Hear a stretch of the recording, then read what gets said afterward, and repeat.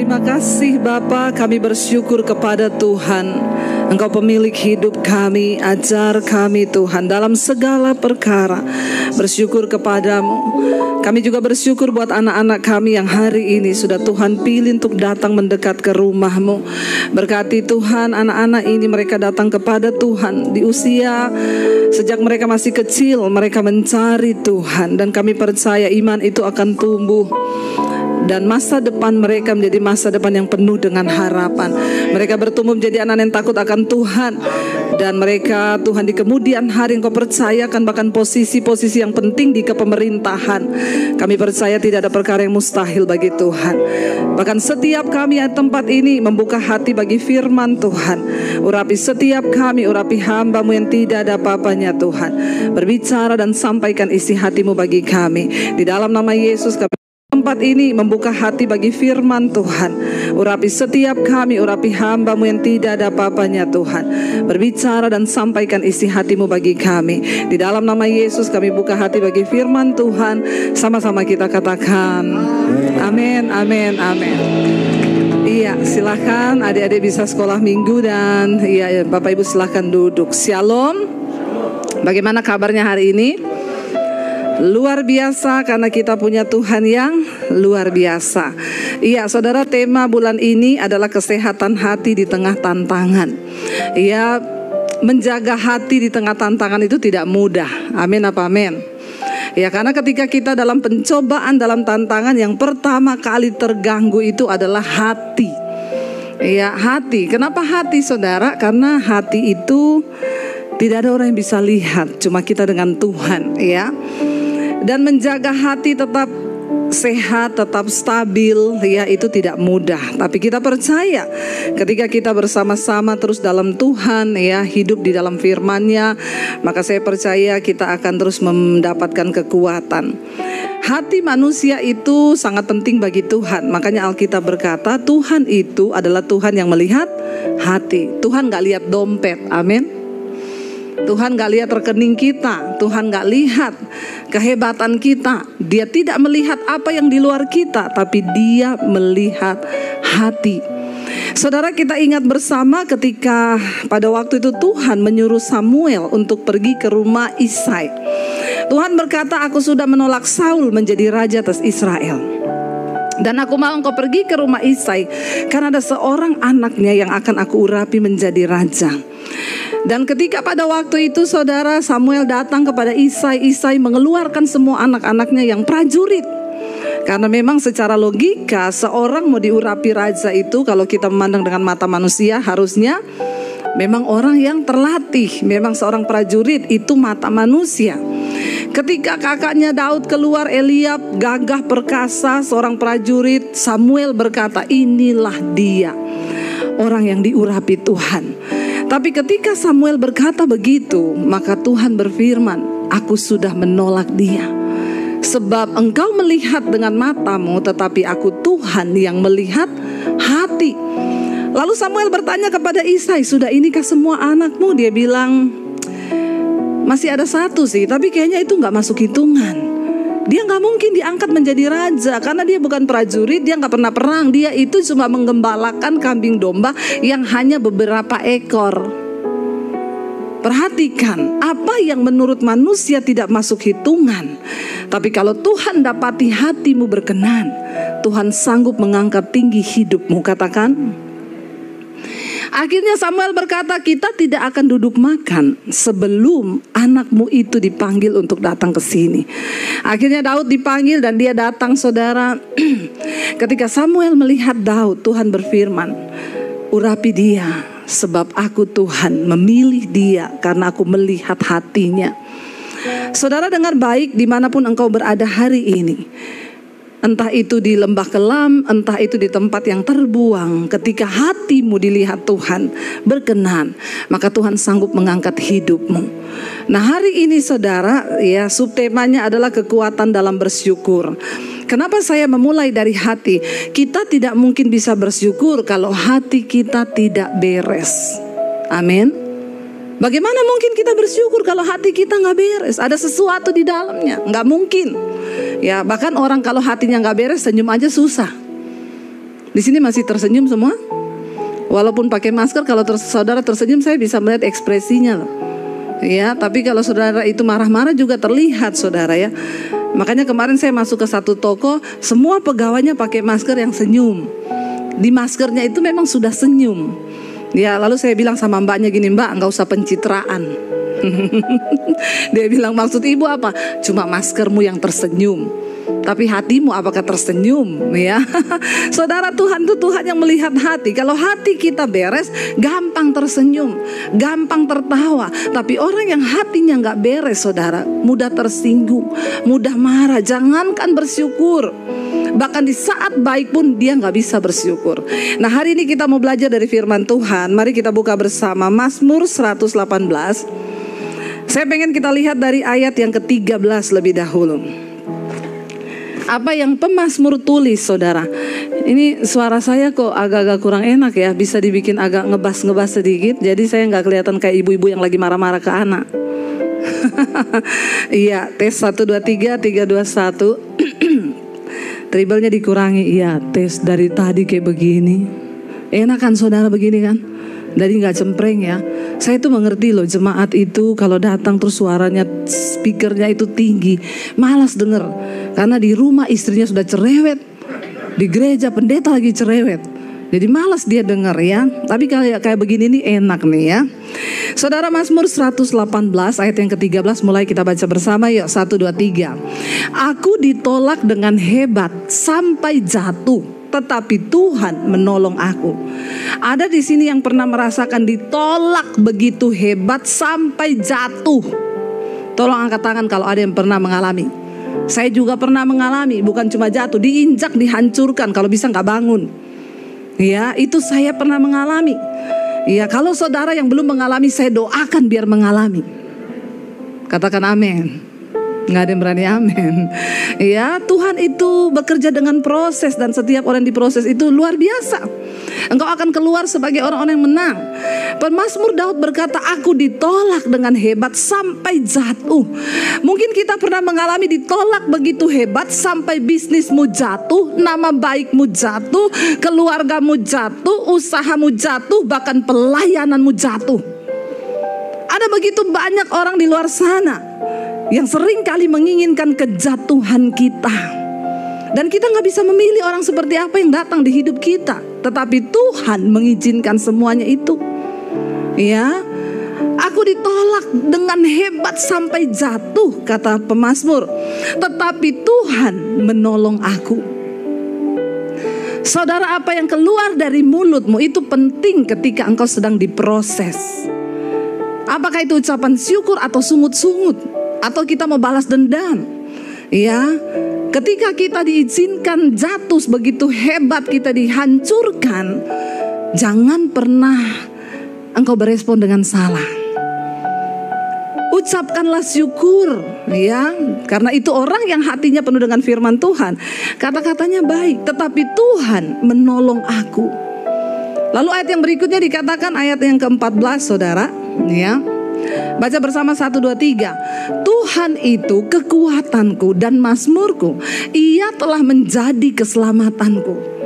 Sekalipun pemazmur sedang dalam keadaan ditolak sampai jatuh, mau dihancurkan begitu hebat, tapi mulutnya tetap penuh dengan ucapan syukur.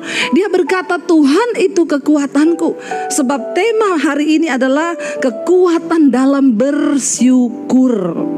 Ya, ketika kita bersyukur ada kekuatan yang luar biasa. Tuhan itu kekuatanku dan mazmurku. Saudara, hanya orang-orang yang berkata Tuhan adalah kekuatanku, mereka yang akan melihat pembelaan dan penyertaan Tuhan. Selama engkau masih pakai kekuatanmu, selama engkau berusaha menyelesaikan dengan caramu, maka engkau tidak akan pernah melihat tangan Tuhan bekerja di hidupmu. Saya ingat ketika saya difitnah suami saya mencuri keyboard di gereja. Marah, saya jengkel karena kami tidak pernah melakukan itu. Ada teman yang bilang, perkarakan saja Bu, ada Bang Luhut di sini. Ya, ada Bang Sihombing di sini. Ya, tunjukin aja itu WA-nya, bisa ya diperkarakan ya. Kalau nggak ada bukti. Saudara, ada yang bilang, perkarakan aja Bu, kebangetan orang kayak begini. Saya berdoa, Tuhan bilang kalau engkau berperkara, engkau tidak akan melihat perkaraku atas hidupmu. Jangan coba bela hidupmu ketika Tuhan sedang mengizinkan pencobaan itu terjadi. Ya, duduk di kaki Tuhan dan lepaskan pengampunan. Belajar bersyukur. Ada hal-hal yang memang harus dibela. Saudara hubungi Bang Luhut, saudara hubungi Bang Siombing. Tapi ada hal-hal yang seringkali Tuhan izinkan terjadi supaya engkau melihat pembelaan Tuhan. Amin. Lihat pembelaan Tuhan, duduk di kaki Tuhan, bersyukur. Saya cuma bisa menangis dan berkata, Tuhan terima kasih Tuhan. Terima kasih, bahkan saya tidak bisa membela diri karena firman-Mu yang menahanku. Tapi aku percaya Engkau Tuhan penolong dan pembelaku. Selama kita mengandalkan kekuatan kita, maka kita tidak akan pernah melihat tangan Tuhan bekerja di hidup kita. Ada saatnya Engkau duduk diam di kaki Tuhan. Saudara, saya puji Tuhan, terima kasih buat dukungan doa dan juga dukungan semuanya. Bapak Gembala, kami sudah tiba pulang dari misi, dari Tentena, dari Poso, saudara. Haleluya, pelayaran yang cukup panjang 10 hari ya. Kita pergi tinggalkan anak, tinggalkan keluarga ya, dari Surabaya ke Makassar, Makassar ke Morowali naik pesawat kecil yang baling-baling. Dari Morowali kita harus naik mobil 5 jam sampai ke Tentena ya, dengan jalan yang berkelok-kelok melewati hutan. Dari Surabaya diundang tidur di JW Marriott, enak, semuanya baik. Sampai di sana tidak ada hotel, adanya losmen. Waktu mau sikat gigi buka keran, airnya coklat, kopi susu. Ya tapi ya sudahlah, mandi pakai itu, keramas pakai itu, ya sikat gigi pakai Aqua. Ya tapi kita bersyukur karena kita diizinkan melewati semua itu, dan ya itu sudah komitmen kami setiap bulan untuk pelayanan itu. Tapi sampai di sana Tuhan menghiburkan, saya ketemu dengan jemaat Misbah Doa. Mereka berdua suami istri ikut di seminar hamba-hamba Tuhan. Istrinya cerita bersaksi, Bu, saya ini dulu tiap hari berantem sama suami saya. Dan suaminya itu saya kenal saudara, karena itu teman dekat adik saya, dulu teman mabok, teman minum. Waktu ketemu ya dia cerita, ibu kan kenal suami saya ini ya Bu, perokok, peminum, sudah semua ada sama dia Bu. Setiap hari kami ribut berantem. Ya, dia menikah dengan laki-laki yang seperti itu. Ya, apakah rumah tangganya berbahagia? Ya sudah pasti tidak. Ya, selamat masuk dalam pencobaan. Itu pengucapannya waktu pernikahan. Menikah dengan laki-laki begitu, iya kirimi bunga, selamat masuk dalam penderitaan. Benar, setelah menikah menderita hidupnya hadapi suami yang begitu. Dia bilang tiap hari kami ribut Bu, apalagi kalau saya bersihin meja penuh asap, penuh abu rokok, puntung rokok berserakan di rumah. Saya bersihin sambil ngomong sama dia, kamu tuh boleh sih merokok, tapi telan sama puntung-puntungnya, sama abu-abunya, makan sekalian. Kalau perlu sama asbaknya, biar saya tiap hari tidak beres-beres rumah kayak begini. Saya capek, kamu kira saya ini babu? Suami digituin, marah gak saudara? Marah. Tiap hari ribut, kalau marah pergi dari rumah. Saudara bisa bayangkan anak-anak hidup dalam rumah tangga yang seperti itu seperti apa. Akhirnya sampai satu kali istrinya bilang, saya capek Bu, saya capek. Saya baca Alkitab nih, satu kali saya temukan ayat yang berkata begini, hai istri, tunduklah kepada suamimu sekalipun dia belum tunduk kepada firman, supaya tanpa perkataan suamimu itu dimenangkan oleh kelakuan istrinya. Yang paling sulit bagi seorang wanita itu dikatakan tanpa perkataan. Kenapa? Karena perempuan itu sehari mengeluarkan 30.000 kata. Iya enggak ibu-ibu? Terus kita suruh berhenti berkata-kata, hello please deh. Ya, tapi saya tuh bersyukur saudara. Suami saya tuh bersyukur karena saya ini pengkhotbah. Ini saya sekali khotbah mengeluarkan sudah berapa ribu kata. Makanya kalau di mobil dia yang cerita terus saya diem. Terus kadang saya bilang, Say, kok kamu cerewet banget sih? Terus dia bilang gini, kan kamu dari tadi udah ngomong Say, makanya kamu udah malas ngomong. Udah diam saya, karena saya ini khotbah saudara. Nah disuruh Alkitab bilang, hai istri, menangkan suamimu tanpa perkataan, hanya dengan perbuatan. Berat gak ibu-ibu? Kok yang jawab bapak-bapak? Ibu-ibu berat atau tidak? Ibu-ibu di sini hebat loh, tidak berat ya. Berarti memang semua sudah bisa menjaga mulut ya. Puji Tuhan, haleluya, luar biasa. Ya, atau karena di rumah kita pakai masker Bu, jadi tidak ngomong.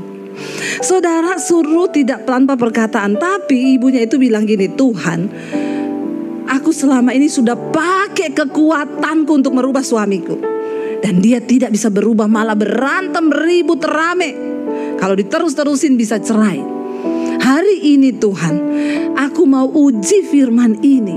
Benar enggak bisa terjadi suamiku dimenangkan tanpa perkataan? Ya, dia berkata tanpa perkataan, ya dia akan dimenangkan oleh kelakuan istrinya. Terima kasih sayangku. Saudara, lalu dia bilang saya akan uji firman ini. Besok pagi dia bangun, dia beresin itu meja penuh dengan asap rokok, dengan debu rokok, dengan puntung rokok. Sambil dia lap, dia bilang gini, dalam nama Yesus, hari ini terakhir aku beresin ini asap, debu-debu rokok dan puntung rokok. Dalam nama Yesus, suamiku dilepaskan dari semua ikatan-ikatan itu dalam nama Yesus. Dia gak ngomong ke suami, dia ngomong sama Tuhan dengan iman dan percayanya kepada Tuhan. Karena dia sudah selama ini menjadikan kekuatannya itu sendiri. Dia pikir dengan kekuatannya dia coba merubah orang. Dengar baik saudara, dengan apapun engkau tidak bisa mengubahkan seseorang. Entah itu anakmu, siapapun, kita tidak punya kekuatan. Cuma Tuhan yang bisa mengubah. Akhirnya saudara, setiap hari dia lakukan. Apakah besok suaminya berubah? Enggak, belum. Dia belum melihat itu. Tapi dia terus tekun berdoa dalam nama Yesus. Berusaha tutup mulut itu tidak gampang.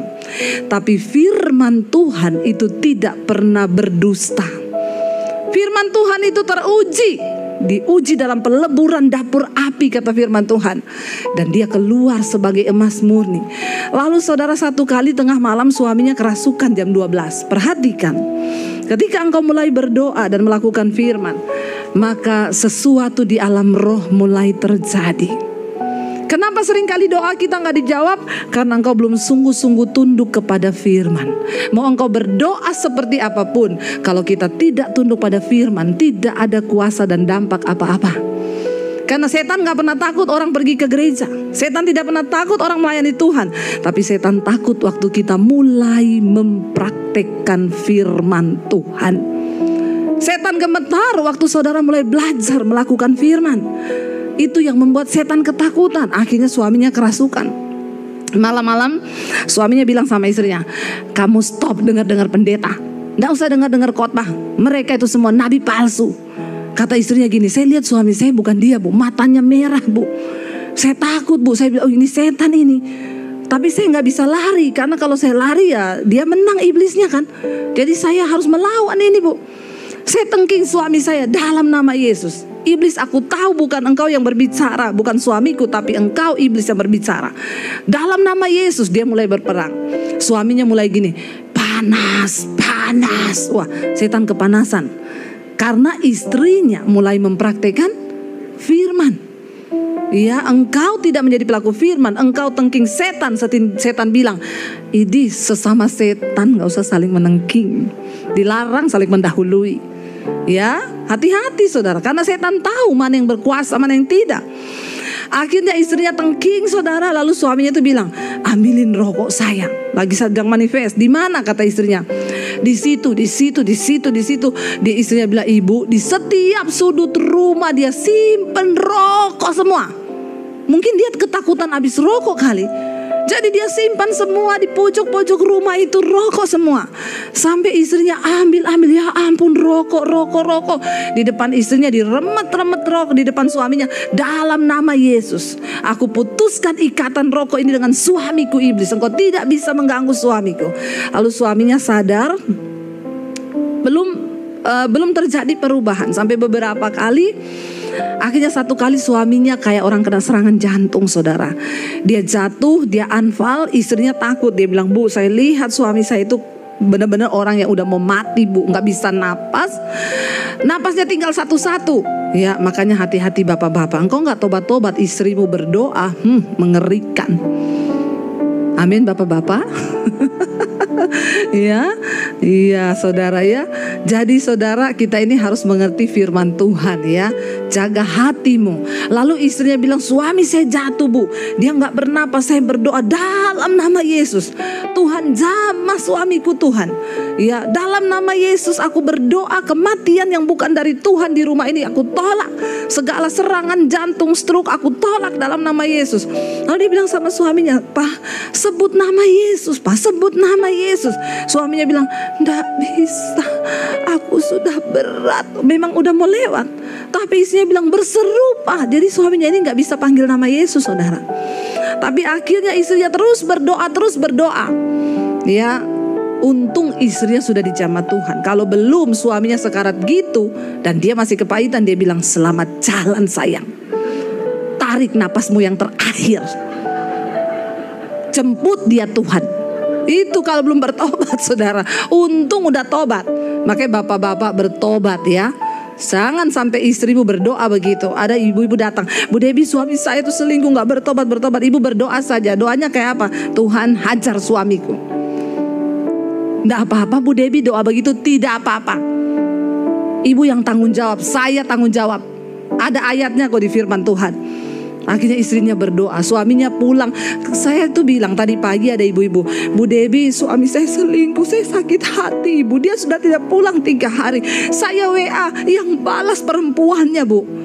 Saya bilang, ibu suami selingkuh tidak pulang 3 hari, ibu WA pasti yang balas perempuannya. Terus saya sakit hati bu, jadi saya balas-balasan di situ.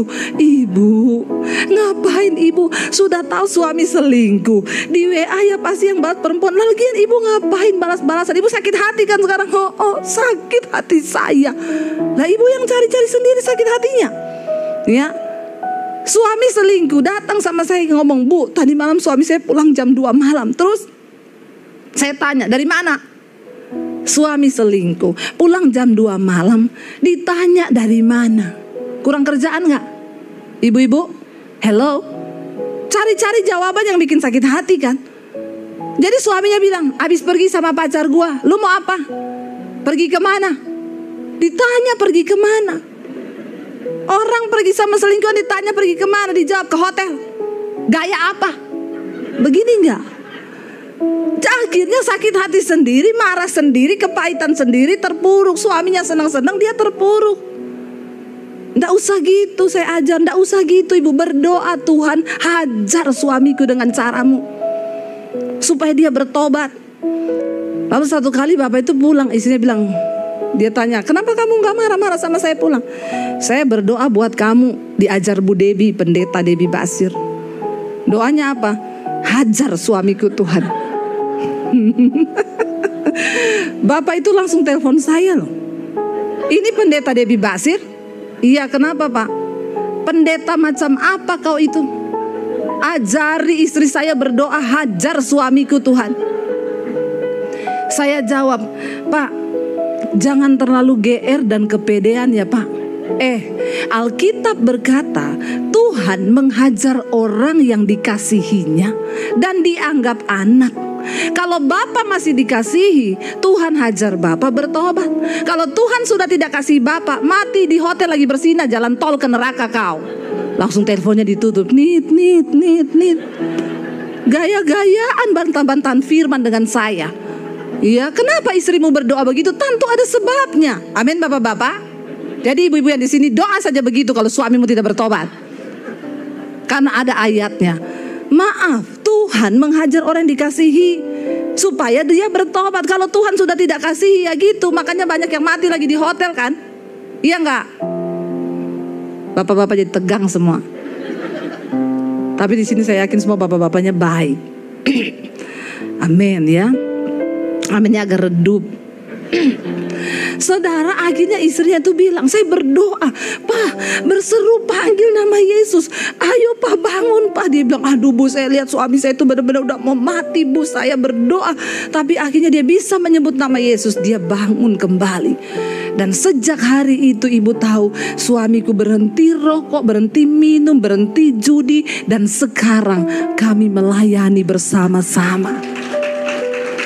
Saudara, saya bilang sama ibu itu, Bu, itu kan ibu baru ngerti. Coba kalau ibu tidak tahu, Ibu tiap hari pakai kekuatan ibu dan ibu berantem sama suami. Ternyata yang di dalam suamimu itu bukan dia lagi. Alkitab berkata, peperangan kita bukan melawan darah dan daging, bukan melawan manusianya, tetapi roh jahat yang ada dalam orang itu kan. Nah, ibu bayangkan kalau ibu berantem, ribut, maki-makian dengan suami, sementara yang ada dalam dia itu bukan dia. Jadi suami ada setan di dalam badannya, ibu terpancing marah, sudah pasti orang tuh kalau ada setan selalu mancing keributan. Orang mancing ikan, jangan mancing keributan. Tapi orang yang rohnya jahat dalam hatinya itu selalu cari gara-gara. Nah saudara, saya bilang sama ibu tuh, ibu bayangkan kalau ibu terpancing emosi, ibu berantem dengan suami ibu. Dia setan di dalamnya, yang keluar kata-katanya pasti tidak enak. Ibu balas juga dengan kata-kata. Nah jadi ibu yang tadinya tidak ada setan jadi ada. Jadi dalam satu rumah setan sama. Jadi apa itu rumah tangga, saudara? Makanya hari ini berhenti pakai kekuatanmu, tapi katakan, Tuhan, Engkaulah kekuatanku dan mazmurku, Engkau keselamatanku, supaya kita bisa melihat pekerjaan Tuhan yang besar, bersyukur dalam setiap keadaan. Lalu ayat yang berikutnya, ayat yang ke-15 berkata di sana, kita baca bersama, suara sorak-sorai dan kemenangan di kemah orang-orang benar. Tangan kanan Tuhan melakukan keperkasaan. Saudara, cepat atau lambat engkau akan mendengar suara sorak-sorai pembelaan Tuhan. Kenapa? Karena tangan Tuhan yang luar biasa akan melakukan keperkasaan. Siapa yang lebih besar dari dia? Tidak ada roh kenajisan, perselingkuhan yang lebih besar daripada roh Tuhan. Kalau engkau mau taat hidup, menyerahkan hidupmu kepada firman Tuhan. Lalu ayat yang ke-16 berkata, kita baca bersama. Ayat yang ke-16, tangan kanan Tuhan berkuasa meninggikan, tangan kanan Tuhan melakukan keperkasaan. Engkau imani itu, saudara. Sebab serendah apapun kita direndahkan, Tuhan akan meninggikan orang-orang yang hatinya itu didapatinya berkenan.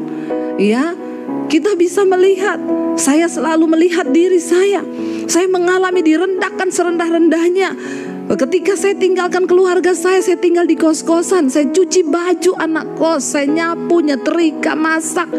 Itu sudah seperti pembantu baik dapat gaji. Saya cuma untuk numpang tinggal, melakukan pekerjaan itu, direndahkan. Tapi waktu Tuhan lihat hati kita berkenan, Dia akan meninggikan hidupmu. Maaf, nanti malam saudara doakan kami akan ke Amerika. Saya pelayanan 5 minggu di sana. Ya, Tuhan berkata, bangsa-bangsa menantikan pengajaranmu, pulau-pulau menanti pengajaranmu. Siapa saya? Cuma dulu orang yang direndahkan, diusir dari rumah, tidak boleh bawa ijazah. Mau dilihat Yesus kasih makan pakai apa? Tapi hari ini saya melihat perbuatan tangan Tuhan itu melakukan keperkasaannya di dalam hidup orang-orang yang mau tetap setia mencari Dia. Ayat yang berikutnya, ayat 17 berkata di sana, aku tidak akan mati, tetapi apa? Hidup. Dan aku akan apa? Menceritakan perbuatan-perbuatan Tuhan. Hari ini jangan engkau katakan, Tuhan, mati sudah bisnisku, mati sudah keuanganku, mati sudah rumah tanggaku. Perkatakan firman ini, dan hanya orang-orang yang bisa bersyukur yang bisa memperkatakan ini. Tapi kebanyakan orang Kristen suka begitu, saudara. Apa dikit, mati aku. Ya, cuma ketinggalan HP nih di jalan. Astaga, mati aku. Kenapa saya bilang cabut dalam nama Yesus? Jangan mati dulu. Kenapa kau mau mati? HP ketinggalan. Cuma ketinggalan HP sudah mati aku. Hati-hati, saudara, ya. Jangan engkau sembarang memperkatakan. Perkatakan hari ini, Tuhan, mungkin hari ini rumah tanggaku rasanya hampir mati, tapi aku mau berkata, rumah tanggaku tidak akan mati. Rumah tanggaku akan hidup, dan aku akan menceritakan perbuatan tangan Tuhan yang kuat itu. Seharusnya setiap orang Kristen punya cerita tentang kebesaran Tuhan. Kalau hari ini engkau berkata, tapi saya nggak punya itu, Bu, berarti engkau belum mengalami Tuhan. Bagaimana cara untuk kita ini bisa bersaksi memiliki perkataan dan perbuatan Tuhan yang besar? Ayo mulai belajar menjadi pelaku-pelaku firman Tuhan. Hanya ketika kita melakukan firman, maka kita akan mulai memiliki pengalaman pribadi dengan Tuhan. Maka kita akan mulai belajar melihat sungguh perbuatan tangan Tuhan itu terjadi atas hidup kita. Berkatakan hari ini, aku tidak akan mati. Ya, istrinya berkata kepada suaminya, kamu tidak akan mati, say. Ayo sebut nama Tuhan, minta kesempatan hidup untuk kamu bertobat. Tidak ada rancangan kematian dari Tuhan bagi kita. Hari ini mungkin anaknya memberontak, anakmu memberontak. Jangan bilang mati saja itu anak. Jangan saudara, perkatakan Tuhan, anakku tidak akan mati dan binasa, tapi dia akan hidup dan menceritakan perbuatan Tuhan yang besar. Apa yang sedang kau alami hari ini saudara? Saya undang para imam musik maju ke depan, waktunya sudah habis. Mari kita sungguh-sungguh datang pada Tuhan. Alami Tuhan secara pribadi. Jadilah pelaku-pelaku firman. Saudara, kalau ibu itu tadi yang bersaksi tidak mempraktekkan firman, dan dia tidak berkata, Tuhan aku mau melakukan ayat ini dan aku mau lihat apakah itu benar-benar terjadi.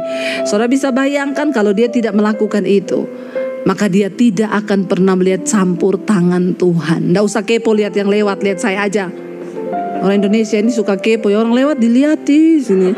Padahal udah lihat juga di atas sini. Masih itu juga dilihati begini ya. Fokus pada firman Tuhan, amin. Baru di sini aja udah tidak fokus, apalagi pulang hadapi masalah. Ya, saudara, kita mau bilang kepada Tuhan, kami percaya Tuhan. Waktu kami bersyukur, waktu kami itu menaikkan ucapan syukur, Tuhan turut bekerja. Kita naikkan pujian yang tadi, saudara, kita percaya bahwa saat kita bersyukur, Tuhan itu hadir. Saat kita bersyukur, Tuhan itu turut bekerja sebab ada kuasa, ada kekuatan di dalam ucapan syukur. Mari kita bangkit berdiri bersama. Kami bersyukur Tuhan, kami bersyukur kepadamu Bapa.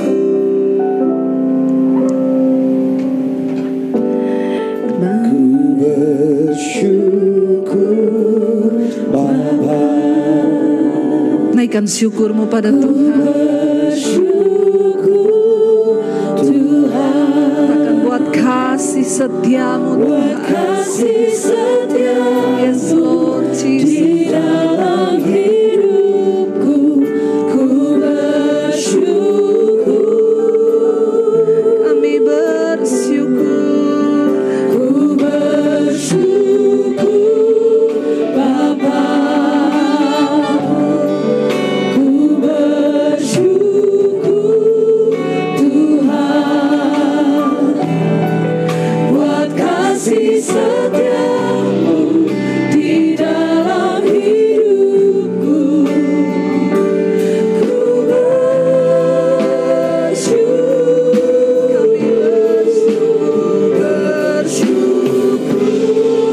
Bapa. mari bersyukur. Ku bersyukur Tuhan, buat kasih setiamu di dalam hidupku. Ku bersyukur, Kami bersyukur, ku bersyukur Bapa.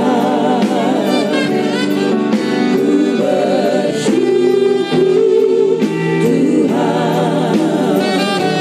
Tuhan, buat kasih setiamu di dalam hidupku. Ku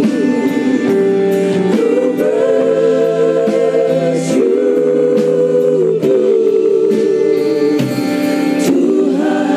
Tuhan. mari tundukkan kepalamu di dalam hadirat Tuhan. Tidak ada sesuatu pun yang terjadi tanpa rencana dan kehendak Tuhan.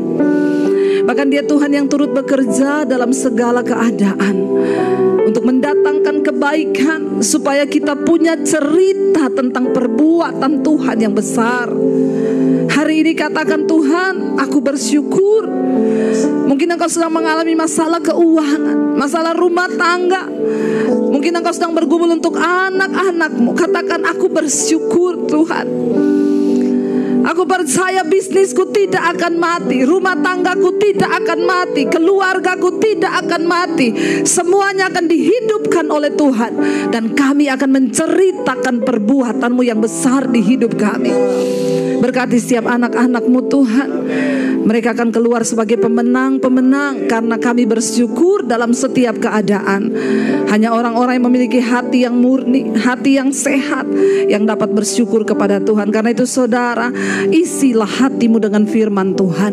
Belajarlah tunduk kepada firman Tuhan. Sebab Dia Tuhan yang turut bekerja mendatangkan kebaikan di hidup kita. Terima kasih Bapa buat siang hari ini.